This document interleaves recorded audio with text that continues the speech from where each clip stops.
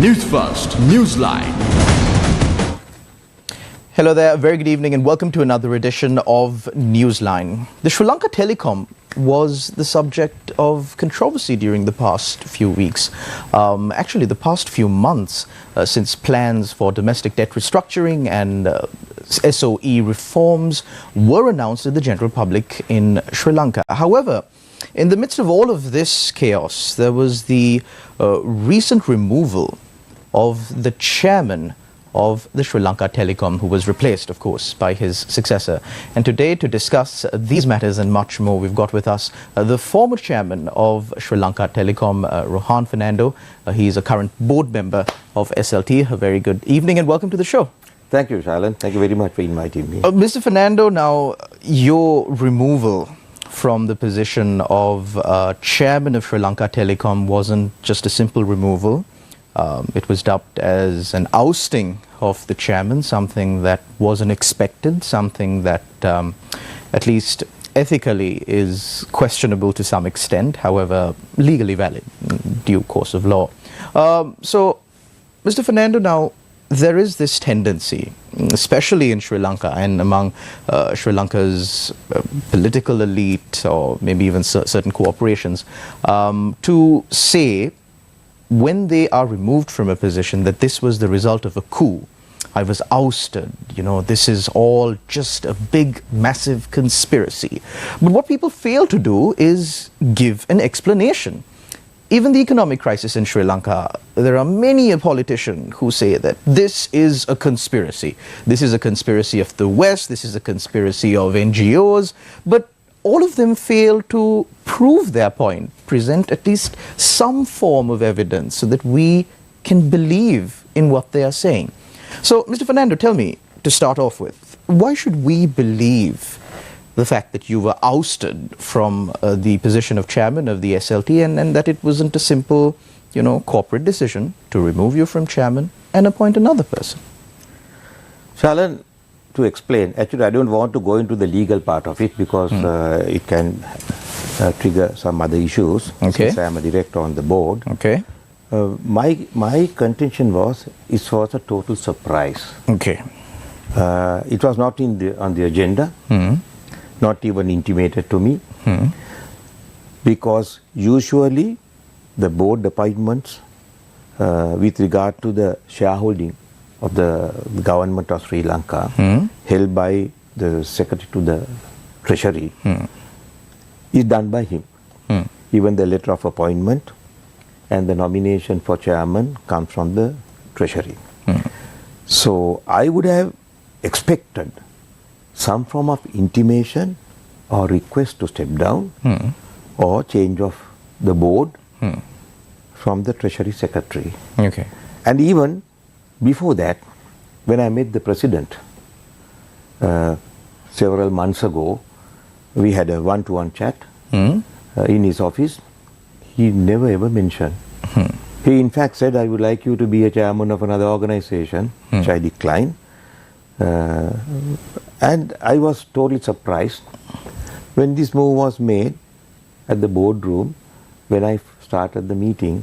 So it was more a surprise and some form of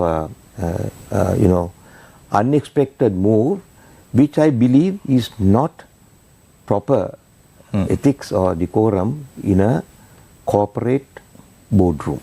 And then the fact that this is a state-owned enterprise makes it even more so unethical. Precisely. Is that what you're saying? And I don't want to discuss the division because there's a minority stake held by the GTH. It's a company registered somewhere in Netherlands or Curacao. I'm not sure where it is registered. And of course, the other major shareholding of 49.4% held by the state of Sri Lanka, government of Sri Lanka.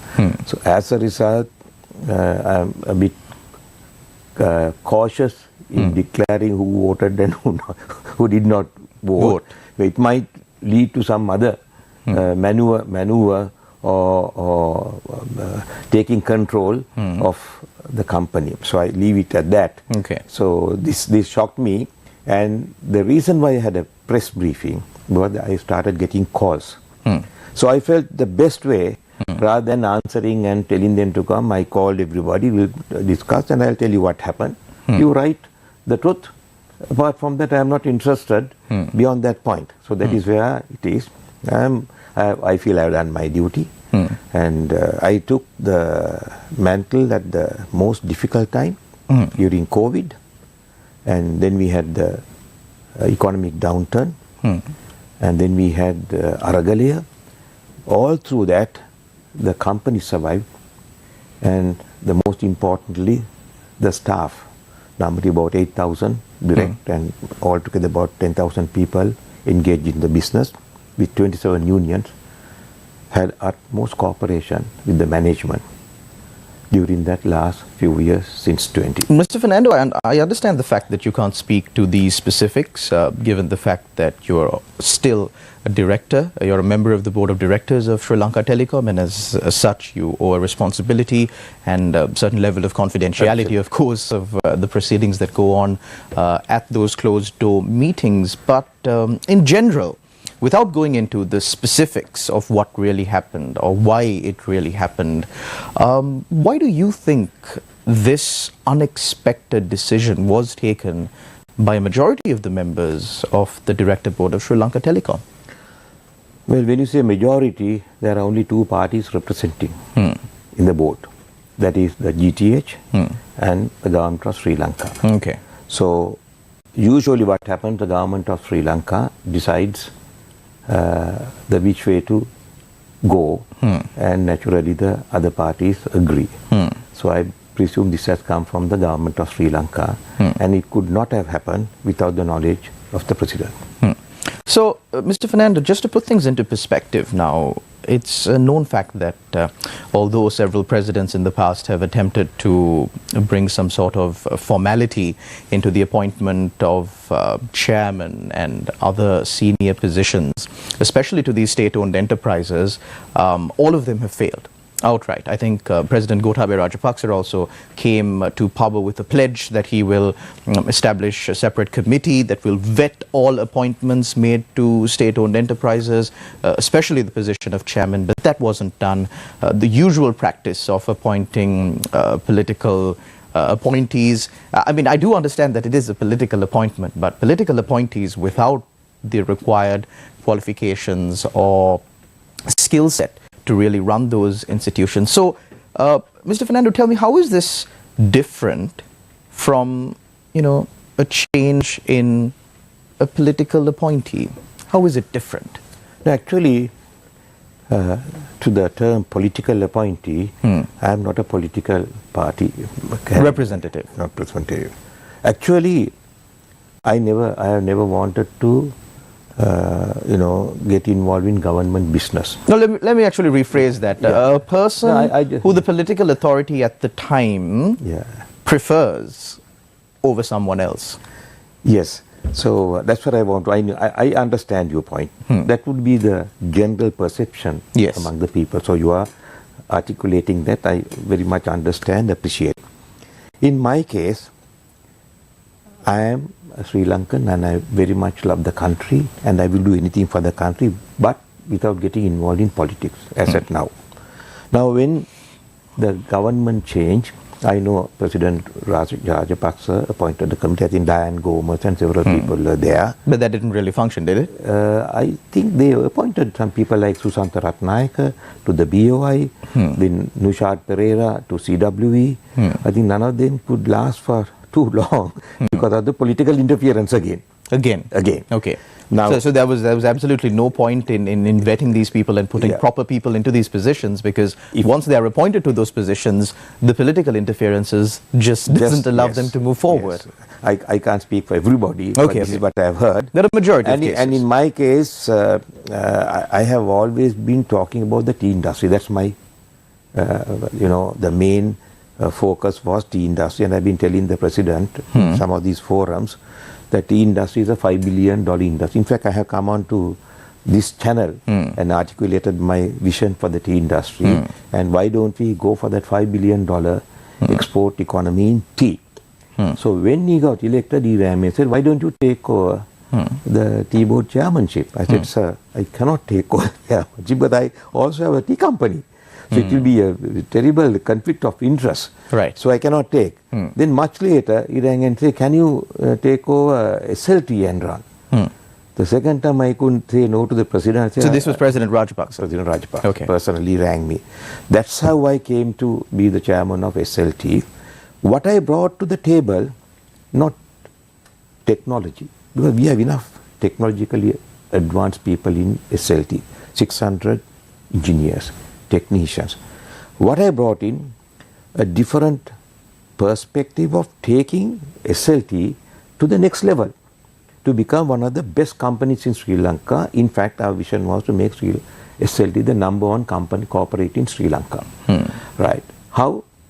With just 4 principles to eradicate corruption, not reduce, eradicate corruption. At SLT? At SLT.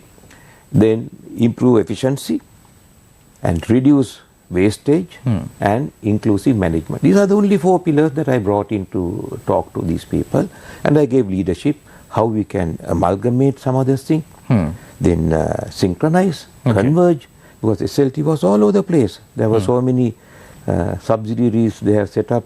Just like the CEB? Well, yes. They had a university they had started, which has cost about $1 billion in losses to the company. We wound up and sold the business. Then we had a taxi company, SLT Move, which was not a vertical at all, which has consumed about several hundred millions. We wound up. Then there was a Sky Network, so many non-yielding businesses, as well as a manpower agency having nearly 2,000 people to supply manpower. To the SLT itself? SLT itself.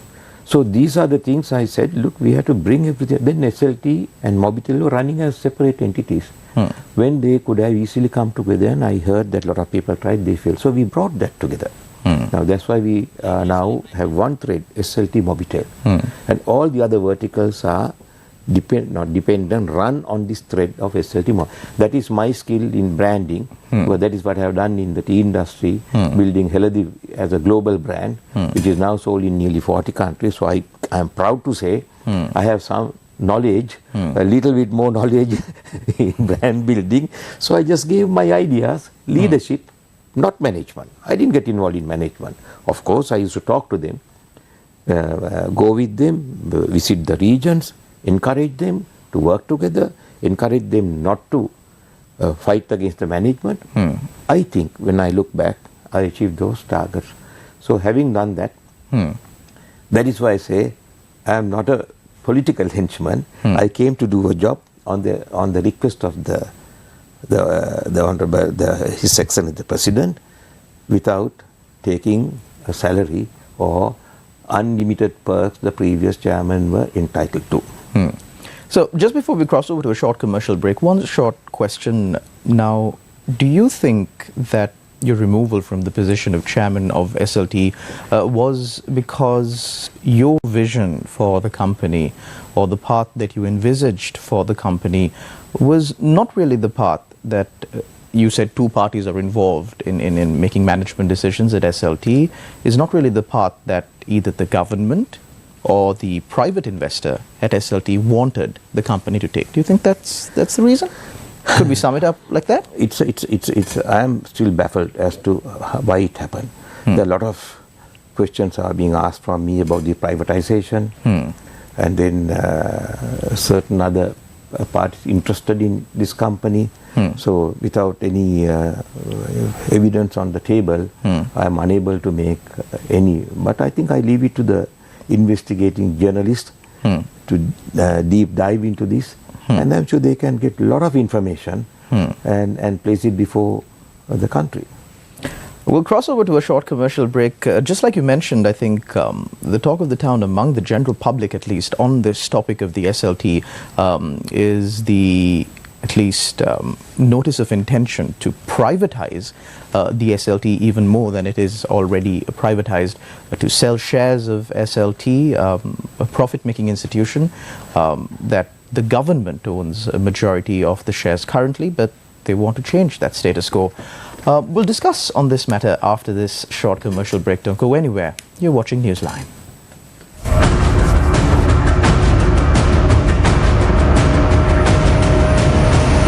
News First, Newsline.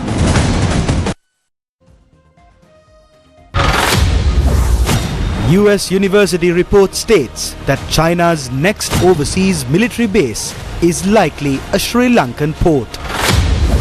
Tear gas fired at a protest. Journalist Tharindu Uduwaragedara arrested. Health Secretary speechless over the health crisis. Trade unions question what would happen to the July funds of the suspended benefit programs. Crudia zelenica tree that was uprooted by a cabinet decision exhumed as per court order.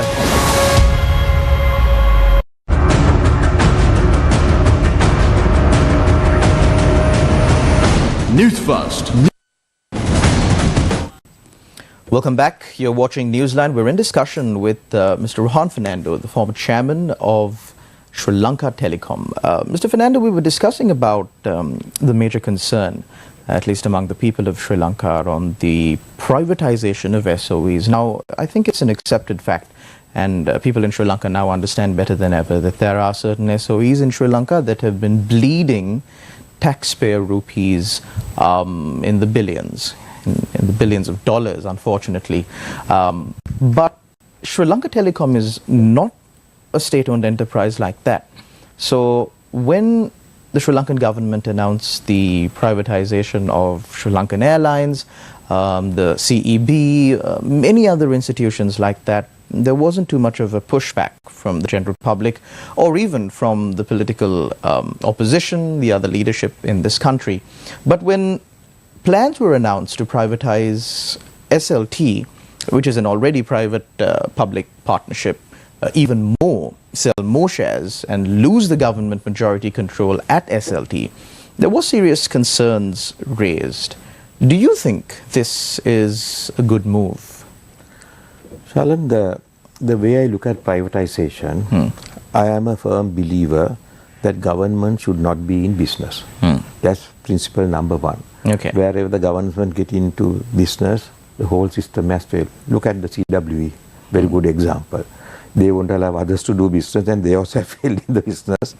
So, similarly, the government's involvement in business entities has to be curtailed, controlled or pushed back to a more monetary and governing role. Regulatory role. Regulatory role.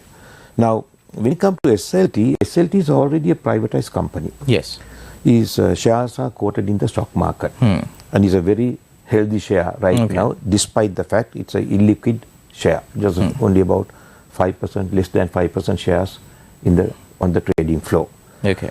Now, I cannot understand why the government, if they want to sell their shares, cannot do it on the flow of the stock market, subject to TRC control or supervisory role on its sensitivity areas, and without going through all this, discussion about restructuring, finding buyers. It can be done easily on the Colombo Stock Exchange. Yes. But all shareholders have a right to sell their shares on the Colombo Stock Exchange. That is what the Colombo Stock Exchange, the stock market is all about. So this is question number one I have. Then of course I have always maintained, in fact I have told the President also, that when it comes to SLT, there are certain sensitivities that we need to take into account. For instance, how we operate the cyberspace. Right.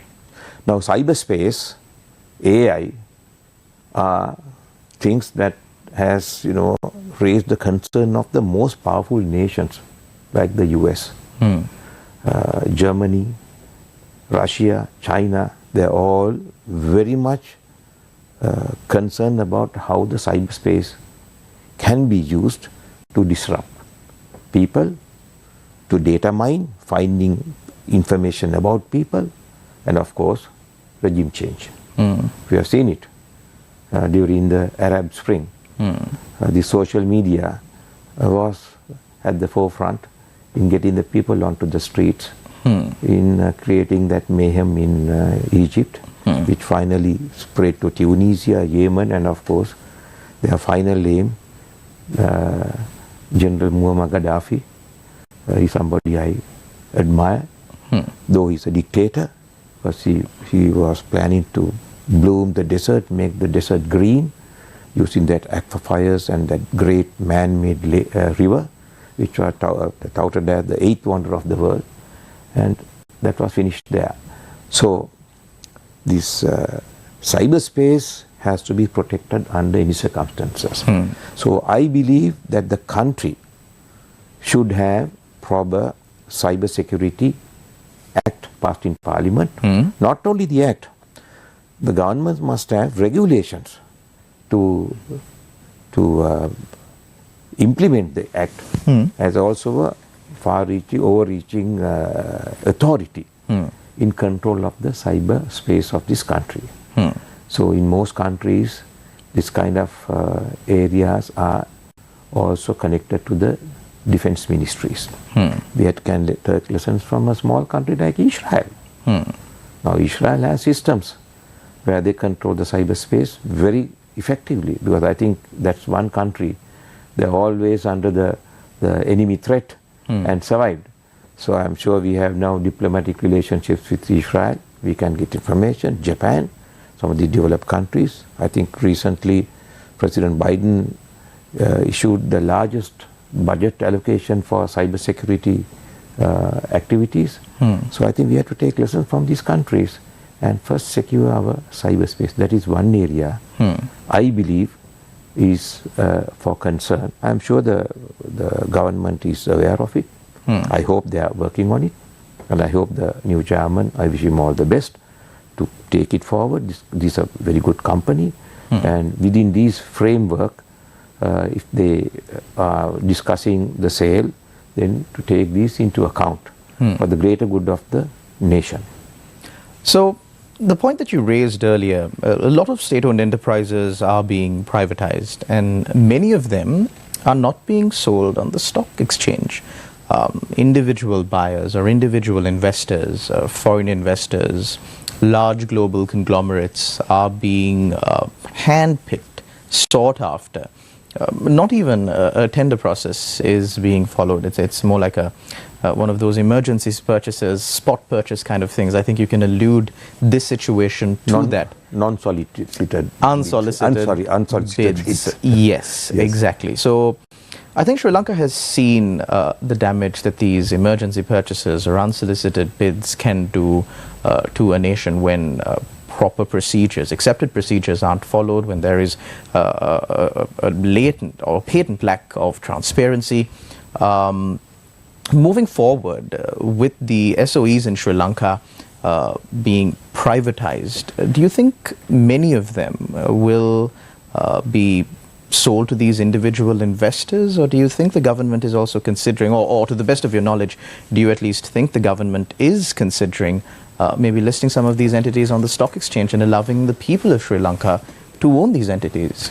You see, Sharon, that's the one way to attract investment is to have stable policies in the country and a strong legal system. Rather than taking 10 years to resolve a problem, you must have a proper commercial court where legal cases are, heard expeditiously, so that the investors' rights are protected. I think we lack that to a great extent. Ease of doing business index, I think we are very much below the required level for such good investors to come. I always take Israel. They are the innovative IT nation it's becoming the IT nation of the innovation. All the top tech companies have operations in Israel.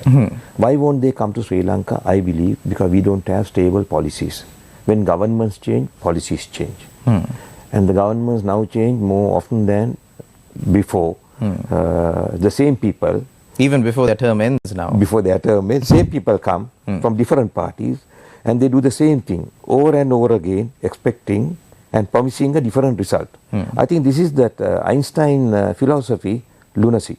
Am I right?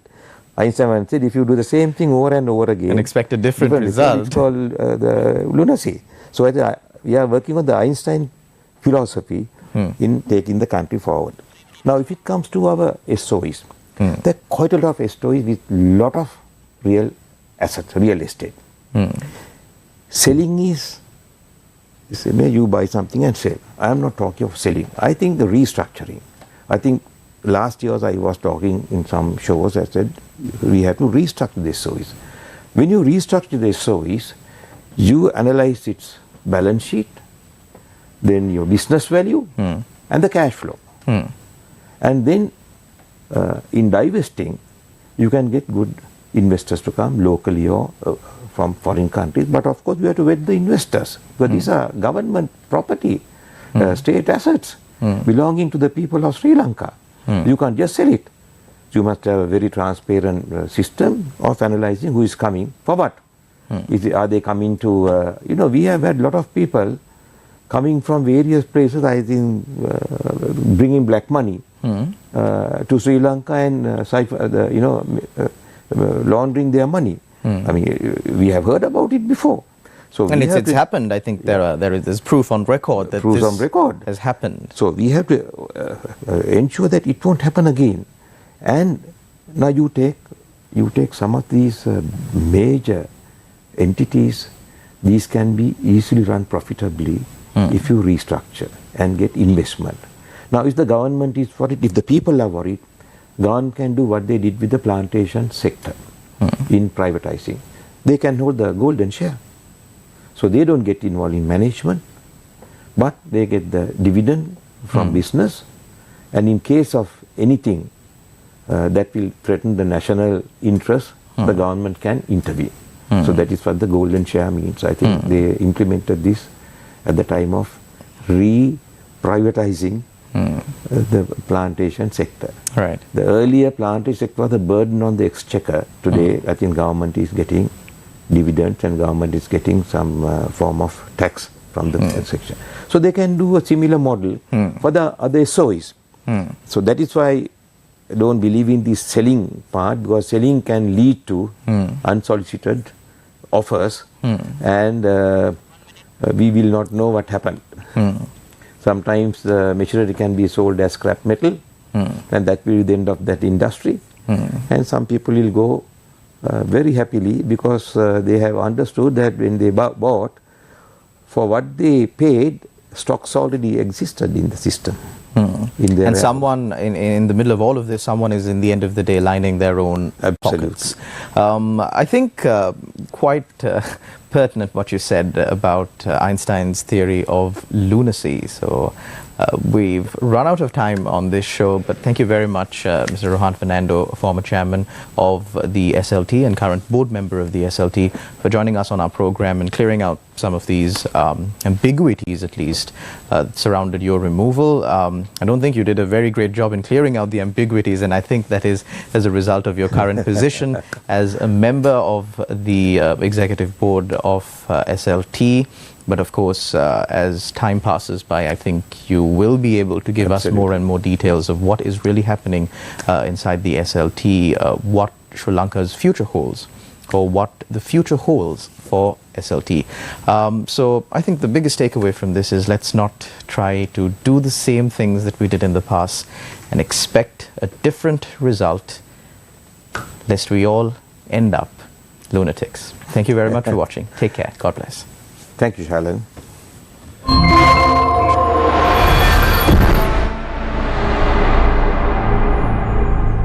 Do you think if an election is held now, you all will have the same momentum and the